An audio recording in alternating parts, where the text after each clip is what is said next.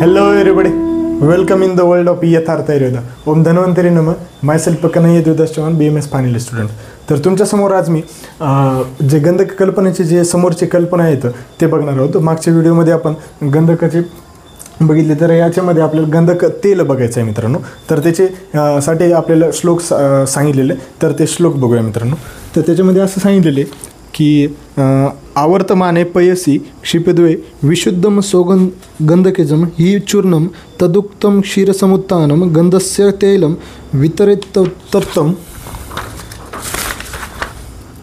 सुगंध तैलम विहंती शीघ्रम क्षुद्रानि कुष्ठानि विशिष्टवे हरिद्वि सर्पाकी रोगसंग विलेपनाशार्थ प्रकाशनम. रसतरंगीकरण याच्यातून सांगण्याचा उद्देश केलेला आहे की याच्यामध्ये खास करून आपल्याला शुद्ध गंध घ्यायचे आणि शुद्ध गंधकाला गोदुग्धाची भावना देऊन त्याच्यापासून जे आपल्याला प्राप्त होतो ते तेल आपल्याला यांचे विसर्प त्याच्यानंतर कुष्ठरोग व्याधीसाठी शमन करण्यासाठी खास करून उपयोग सांगितलेले.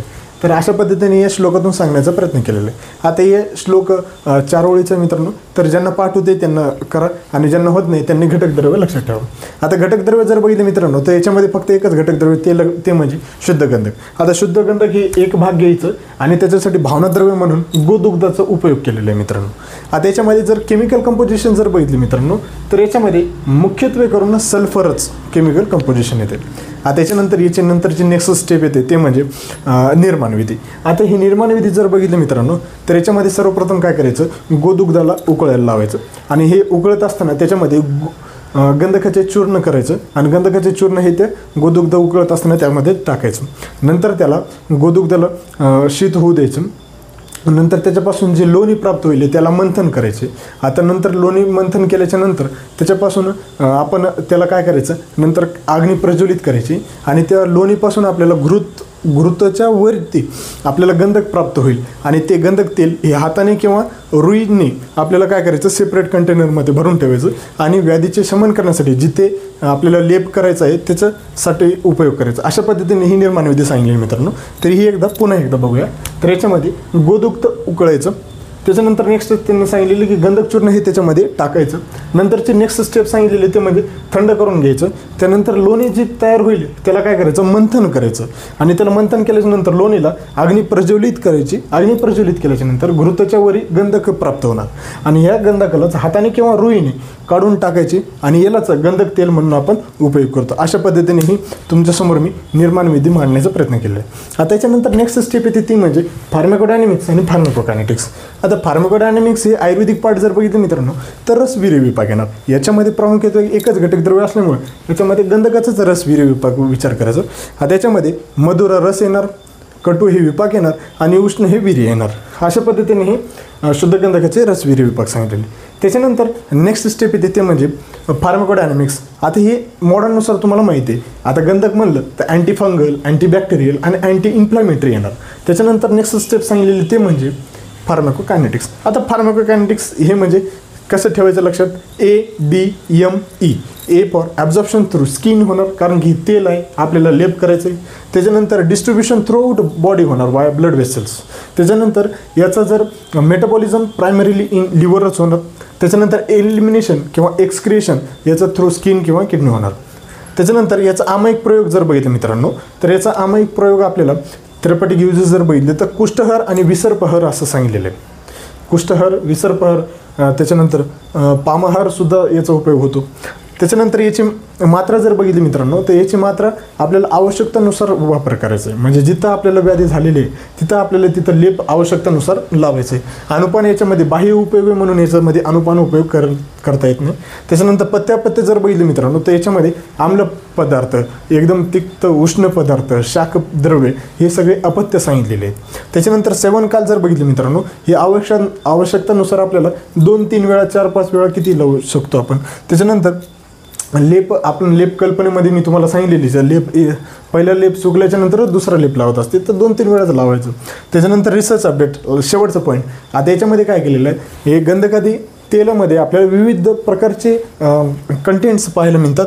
तर त्याच्यामध्ये विविध different types of fatty acids येतात. कॅप्रोइक ॲसिड येते, लॉरिक ॲसिड्स येते, ओलिक ॲसिड्स येतात, विविध प्रमाणात.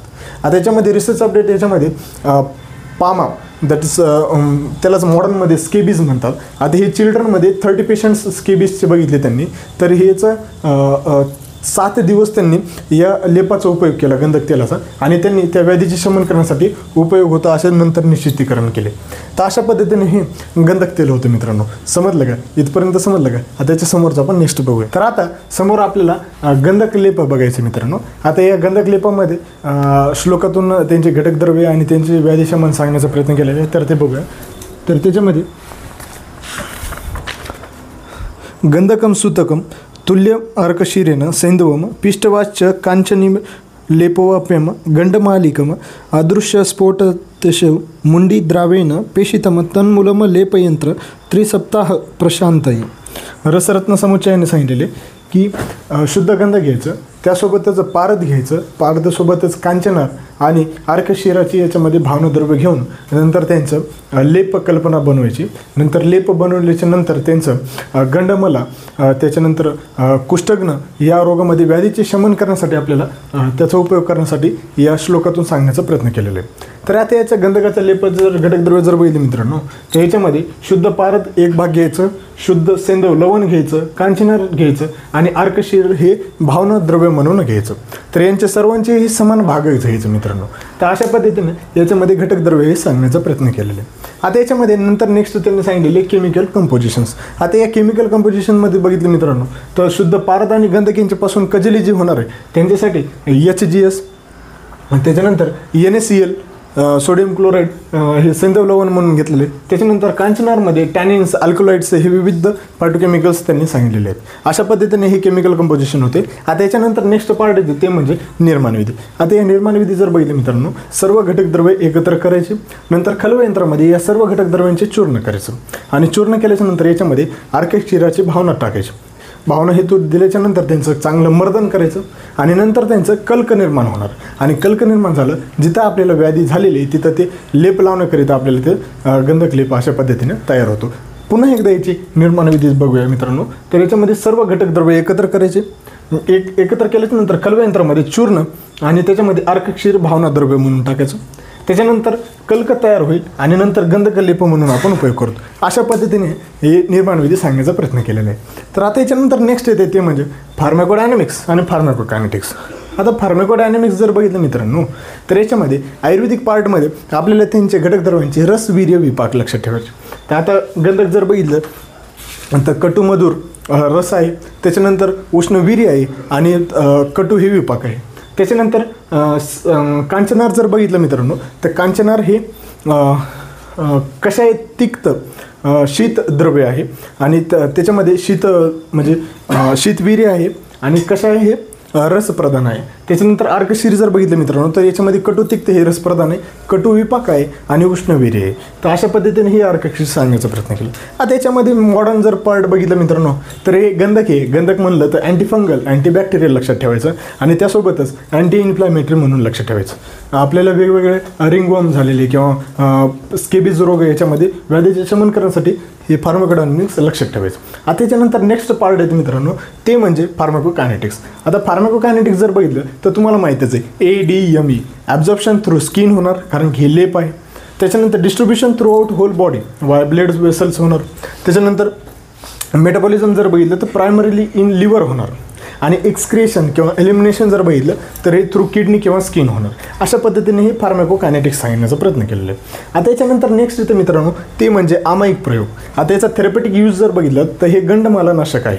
लक्षात राहू द्या, गंडमालानाशक हे MCQ हमखास येते, तर हे तुम्हाला येऊ शकते MCQ, तर लक्षात ठेवा. आता याची मात्रा जर बघितली, हे लेप आहे तर याची मात्रा ही आवश्यकतानुसार लावायची. याच्यामध्ये अनुपान आणि पथ्यापथ्य हे सांगितलेलं नाही. त्याच्यानंतर याच्यामध्ये सेवनकाल जर बघितलं मित्रांनो, तर हे 2-3 वेळेस सेवन म्हणजे लावता येते अशा पद्धतीने त्यांनी सांगितलेले. त्याच्यानंतर कालमर्यादा याच्यामध्ये सांगितलेली, खास करून गंधक लेपमध्येच कालमर्यादा सांगितलेली आणि ते म्हणजे 21 दिवस म्हणजे 3 सप्ताह 3 वीक्स, हे लक्षात राहू द्या. त्याच्यानंतर अशा पद्धतीने हे गंधक लेप होतं. तर नक्कीच तुम्हाला समजलं असेल असं मी आशा बाळगतो. आणि व्हिडिओ जर आवडला असेल मित्रांनो तर नक्कीच लाईक करा आणि शेअर करा.